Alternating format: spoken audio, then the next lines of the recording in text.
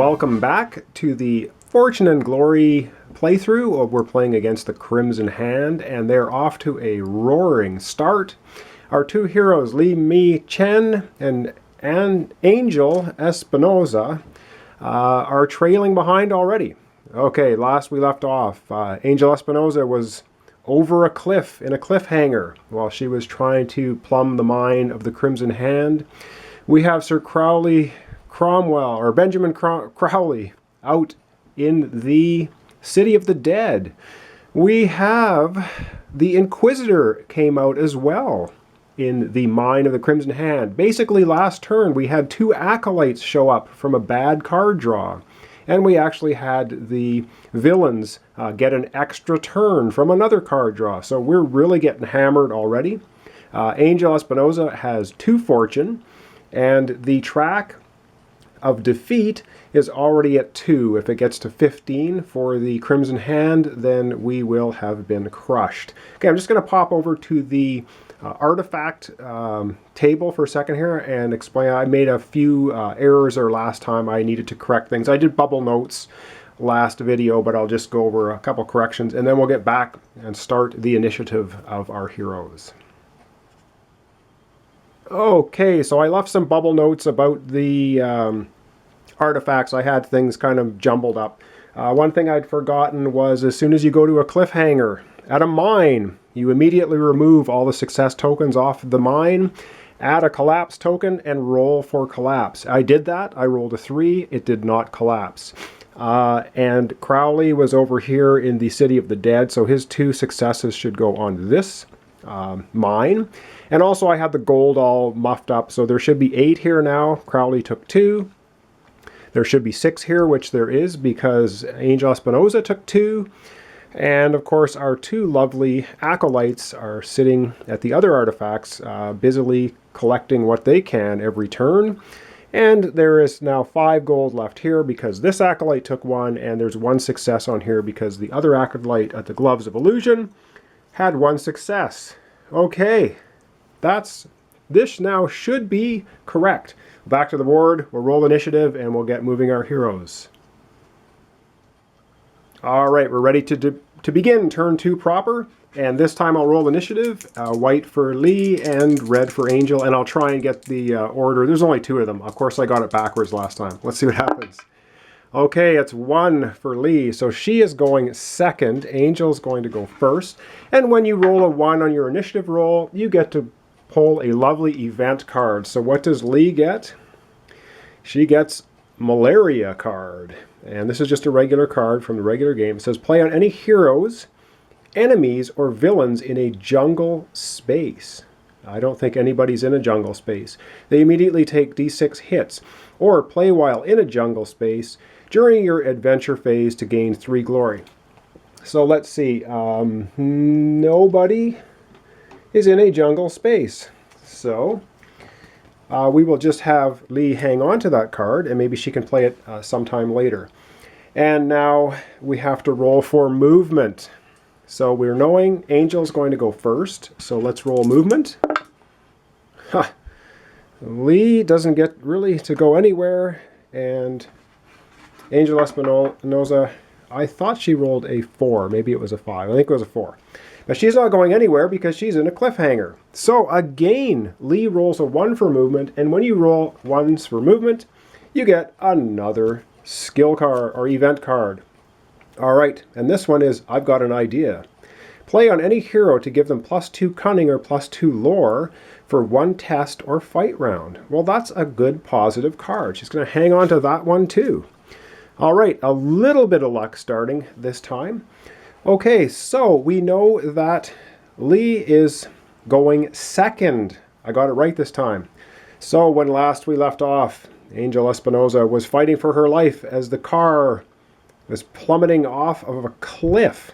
Now she's got a choice. She can either test agility, she needs a 6, or she can test combat and get for a 5. Well, because her combat skill is 4, she's going to roll 4 dice for combat and see if she can pass this cliffhanger. She needs a 5+. And she gets a 6 and a 5. So, no problem. She kicks the back door open of the vehicle and rolls out just before it plunges off the cliff.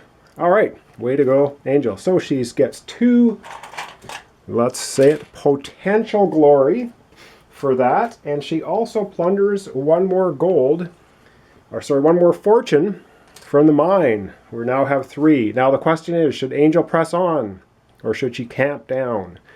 I think if she presses on now, she has to sneak past the Inquisitor, and the Inquisitor's search is 5. That is pretty nasty, but you know what? We're already behind. She's going to press on. She's going to try to sneak past the Inquisitor. She has 5 dice. We're going to call a 3. Oh, wow, and I didn't roll 1 3, so she in fact sneaks by him, and she gets another danger. And this one is the Ancient Puzzle. And let's see. So she needs to go past the Ancient Puzzle. All right, and she needs to make a lore test of 5+. Her lore is 2. That's not so great.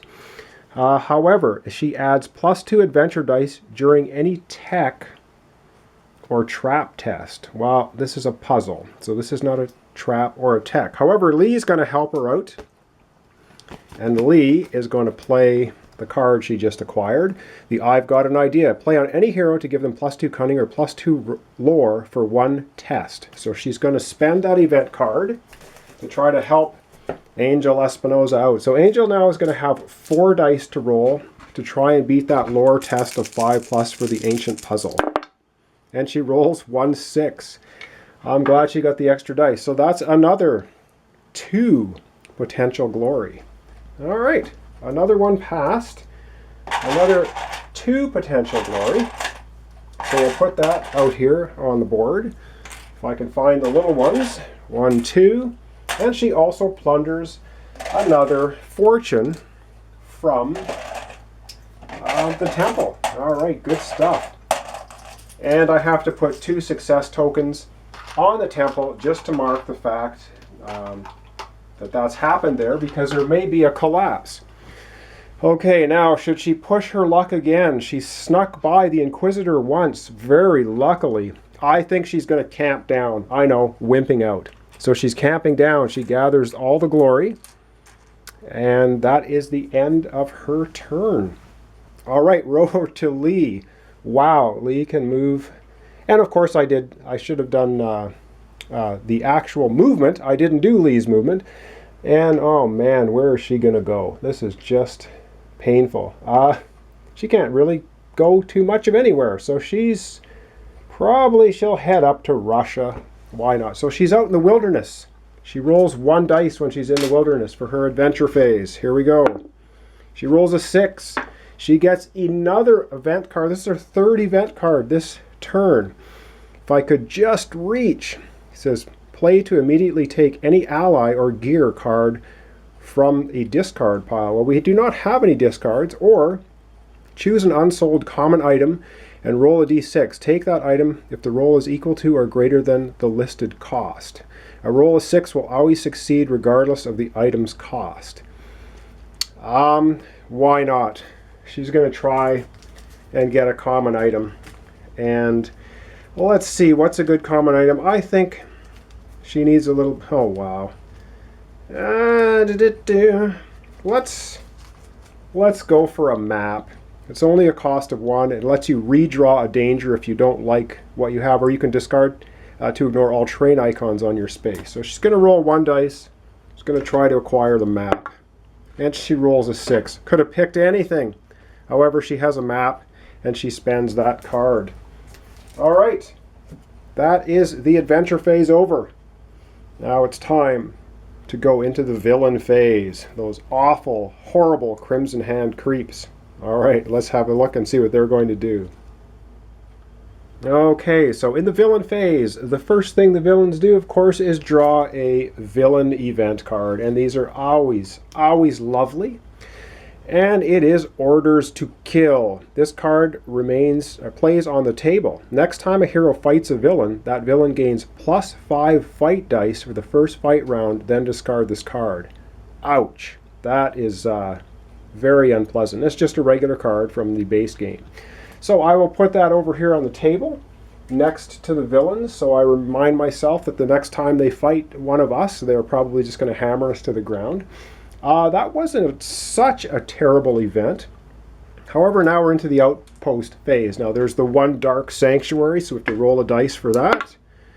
And of course, it's a 6, which means another one of the Crimson Hand goons comes out and heads to the next lowest cost artifact, which is the Mine of the Crimson Hand. Oh, that's not good. That is right here where Angel Espinosa went over a cliff but survived. All right, that takes care of the outpost phase. Now it's the villain adventure step, and we start with Benjamin Crowley. He has a search of 3. I'll use red dice for him because they are crimson and evil. So 3 searches on the City of the Dead, and he has 2 successes. And that brings the total successes on the City of the Dead to 4, which is more than the danger value of the temple, which means we're going to put a collapse token on it, and we're going to roll for collapse. Okay, so let me get organized here. He, of course, is going to plunder 2 of the fortune from it, and now we roll for collapse. So the temple, come on, collapse around your ears, you jerk. Collapses on a 1 or 2. Oh, yes. The temple comes down around Crowley's ears. This is what I like to see. A little bit of luck for us. All right, so all the rest of the fortune goes away. The temple, the temple, which is the City of the Dead, comes down around Crowley's ears. I love it. Crushing them, I hopefully get right into the ground. Now, of course, it doesn't kill them, but it does knock them out of the game in a nice way. Okay, so that takes this temple right off the board. It is gone. It is crushed. It has fallen apart. Removes Crowley from the board as well. Of course, he did scoop 2 fortune. And wow, that's the end of him. I love it.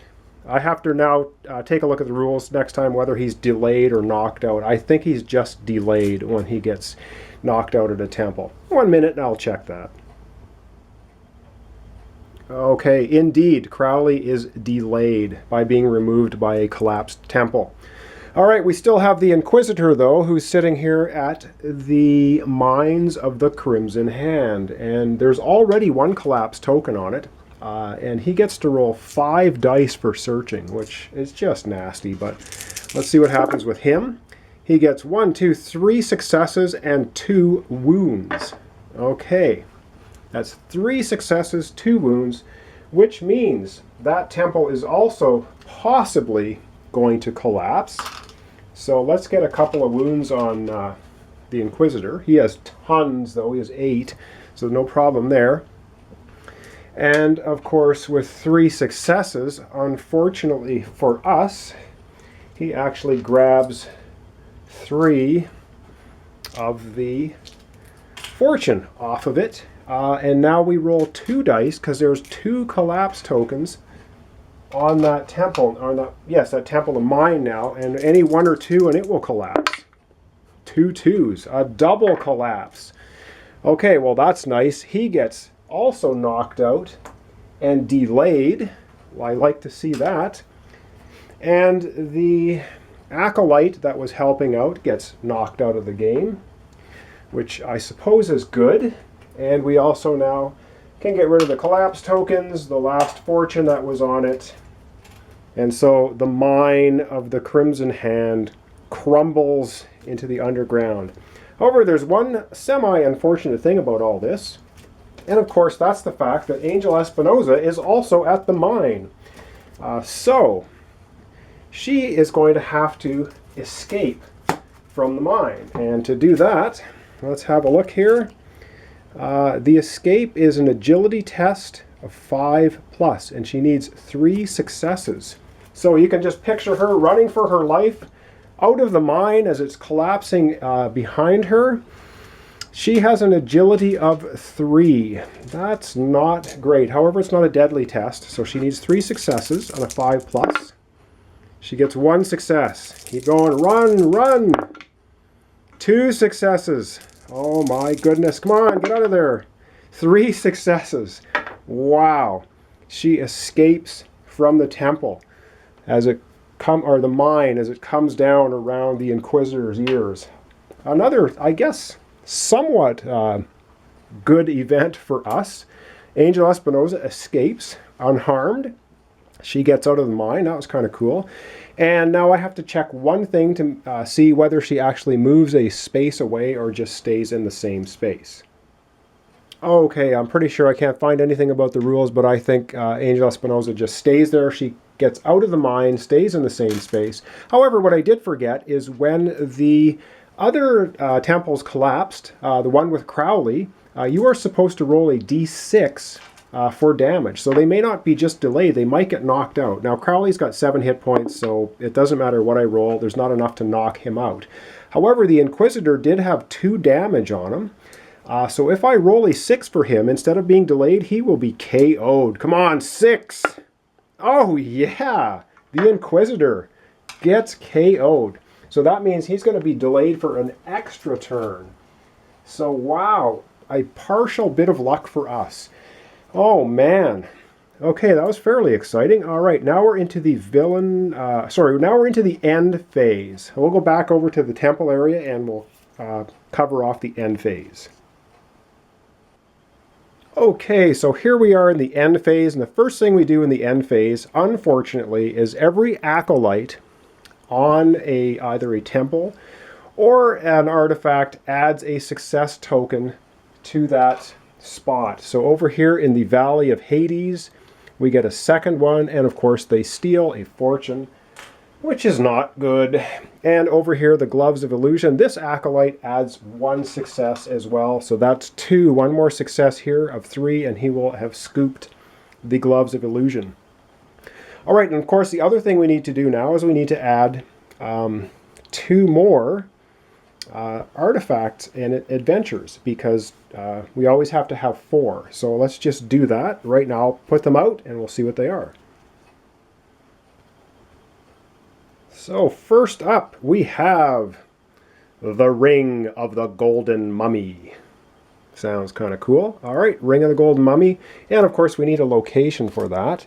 So I'll just stick an A on there, and we go to our location deck. We grab a random card, and the Ring of the Golden Mummy is going to be located in Greece.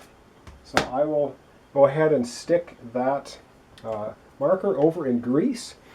And the next artifact adventure we have is going to be the Amulet of the Pale Moon. Ooh, that's only 2. That's going to be a pretty easy one to get. And of course now we need a location as well for that. And the location for that one is going to be in Japan. Okay, that is where it's going. So we have an artifact over in Japan. Cool, all right. One last thing to do. We have to go back to the Crimson Hand board and have a look and see if they've made any progress this turn, and unfortunately I do believe they did. Okay, here we are at the Crimson Hand Dark Sanctuary over in Chicago, and this turn they've managed to collect 6 fortune, and that's going to translate into 2 points for them. For every 3 fortune they get 1 on the track, so they're going to go from 2 to 4. So they're 4 on their way to 15, which would mean a loss for us. So we'll go back to the board, have a bit of a recap, and that will be the end of turn 2. All right, after that horribly disastrous turn 1, looks like turn 2 worked out much better for our 2 adventuring heroes. We have now 4 fortune total. Angel has 4 glory to spend. Unfortunately, Lee is just moving around the board at a snail pace. It's just painful. And 2 acolytes are still actively trying to suck up some more artifacts. So overall, not a horrible turn. We managed to KO the Inquisitor, which was great in the collapsing temple. And Benjamin Crowley also now is delayed. So our villains won't be coming out for at least 2-3 turns, we hope. So that gives us a little bit of a breather time. All right, thanks for watching turn 2. Join me next time for turn 3 when we continue the adventures of Lee and Angel as they try and race ahead of the Crimson Hand in fortune gathering before the Crimson Hand can get to 15 and win the game. All right, thanks for watching. Join me next time for turn 3.